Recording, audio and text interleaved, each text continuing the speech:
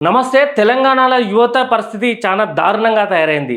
దేశంలో ఏ రాష్ట్రంలో తాగనంత తాగుడు తెలంగాణ యువత తాగుతాళ్ళు. యువత అంటే 40 ఏళ్ల లోపు ఉన్నోళ్ళు కూడా. మొత్తం ఈ 15, 20, 25 సంవత్సరాల పిల్లగాళ్ళు కాదు. అందరూ తాగుడు ఎంతో ఏ విధంగా ఉన్నదంటే 2025, 26 సంవత్సరంలో 40,000 కోట్ల లాభాలు వచ్చినాయి తెలంగాణ గవర్నమెంట్‌కు. ఇంకా లిక్కర్ కంపెనీలకు ఎన్ని లాభాలు వచ్చినాయో, అమ్మినోనికి వైన్స్ బారోనికి ఎన్ని లాభాలు వచ్చినాయో మనం ఊహించలేం. కానీ 40,000 కోట్ల లాభం తెలంగాణ గవర్నమెంట్కి వచ్చిందట.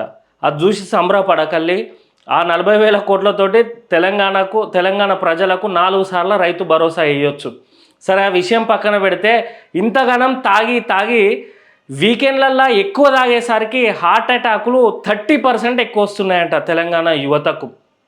తెలంగాణ ప్రజలకు 30% వీకెండ్లలోనే వస్తున్నాయట హార్ట్ అటాక్లు.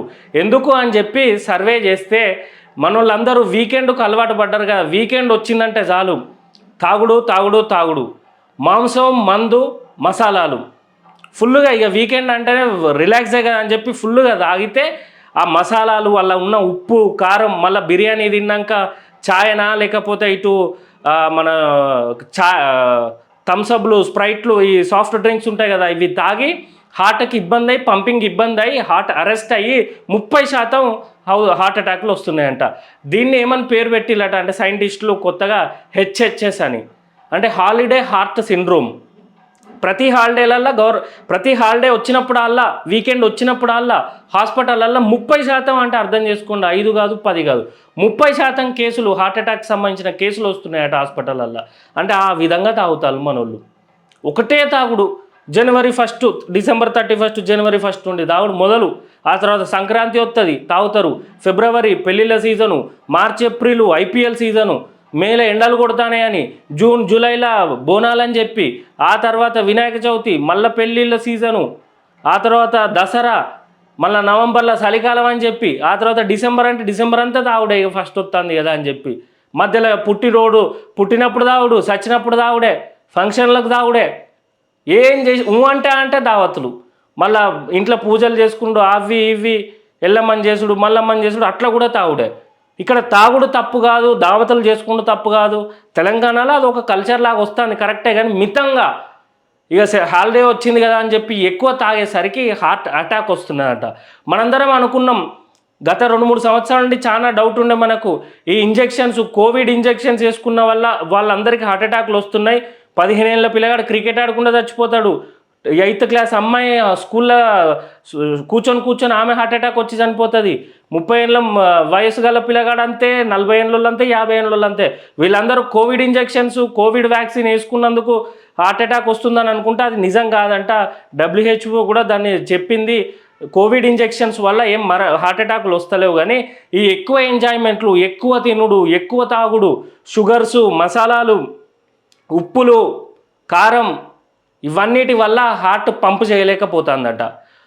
ఒక చిన్న 20 రూపీస్ కూల్ డ్రింక్ ఉంటుంది కదా, థమ్స్అప్ కానీ స్ప్రైట్ కానీ, ఏవైనా పేర్లు తీయొద్దు కానీ తీస్తాను, అవే మన దరిద్రానికి అవే ఉన్నాయి. హీరోలు, సెలబ్రిటీలు అందరూ కొన్ని కోట్లు తీసుకొని అవి మనకు అడ్వర్టైజ్మెంట్లు ఇస్తారు కదా, అవి ఒకటి తీసుకుంటే 200 క్యాలరీలు వస్తాయి మనకు.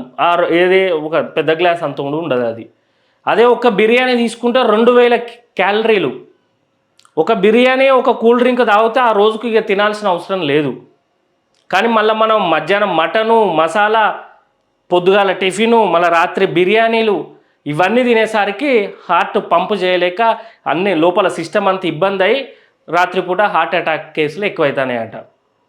అందుకే తెలంగాణ ప్రజలకు, తెలంగాణ యువతకు ఇప్పుడు 30-40 ఏళ్ళలో ఎంజాయ్ చేస్తే ఇంకో 10-15 ఏళ్ళలోనే ముసలోళ్ళు అయిపోతాం, లేకపోతే దురదృష్టవశాత్తు ఏమైనా జరుగుతుంది.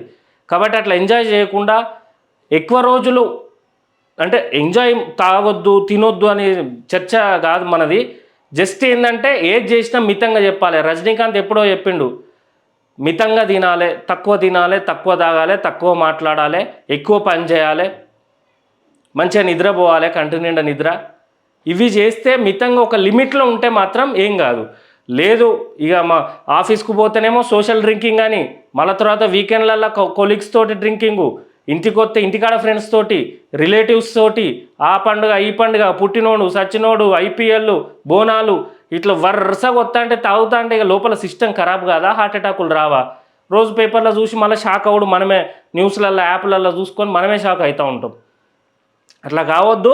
తెలంగాణ ప్రజలందరూ దేశానికి ఒక వెన్నుముకలాగా ఉండాలి. తెలంగాణ అంటే ఒక దిశానిర్దేశంగా ఉండాలి. కానీ మనమే లిక్కర్ సేల్స్, తెలంగాణ లిక్కర్ల హైయెస్ట్, తెలంగాణ మటన్ తినుట్ల, మాంసం తినుట్ల తెలంగాణ హైయెస్ట్, నాన్ వెజ్లా ఇళ్ళ ఉన్నాం మనం ముందు.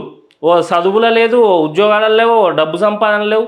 దావత్ అంటే తెలంగాణ, దావత్ అంటే హైదరాబాద్, బిర్యానీ అంటే హైదరాబాద్ కాదు, ఇక దావత్ అంటే హైదరాబాద్. ఇంకొన్ని రోజులు, ఇంకో 5 సంవత్సరాలు ఇట్లే అయితే హార్ట్ అటాక్లు అంటే హైదరాబాద్, హార్ట్ అటాక్లు అంటే తెలంగాణ.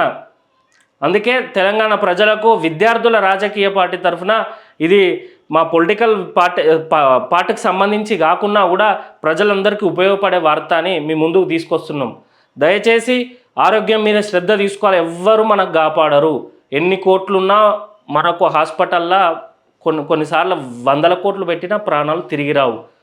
కూర్చున్న కాడ హార్ట్ అటాక్లు వస్తాయి, నిల్చున్న కాడ హార్ట్ అటాక్లు వస్తాయి, ఆఫీస్లో హార్ట్ అటాక్లు వస్తాయి, కార్లో పోతుంటే హార్ట్ అటాక్లు వస్తాయి. అట్లాంటప్పుడు శ్రద్ధ తీసుకోవాలి, వాకింగ్ పోవాలి, ముఖ్యంగా రన్నింగ్ కూడా చేయాలి. 40 సంవత్సరాల లోపు ఉన్నోళ్ళు సన్నగా బక్కగా ఉండాలి. ఏదో మంచిగా చబ్బీ చీక్స్ మంచిగా దృఢంగా ఉంటే కాదు, బొక్కలు కనబడాలి. మంతెన సత్యనారాయణ రాజు చెప్తాడు, ఆయన వీడియోస్ చూడండి. తిండి బంద్ చేయొద్దు, 3 పూటలు తినండి, నచ్చిన ఫుడ్ తినండి, కానీ తక్కువ తినాలి, తక్కువ తాగాలి, తక్కువ మాట్లాడాలి, తక్కువ ఎంజాయ్ చేయాలని గుర్తుపెట్టుకోండి. ఆరోగ్యమే మహాభాగ్యం. మనకెవ్వడు కాపాడడు. మన శరీరానికి మనమే CEO, మనమే బాసు. మనం చెప్పినట్టు మన శరీరం వినుడు కాదు, మన శరీరం చెప్పినట్టు మనం వినాలి అని తెలియజేస్తూ, జై తెలంగాణ, జై VRP, బ్యాట్ గుర్తుకే మన ఓటు.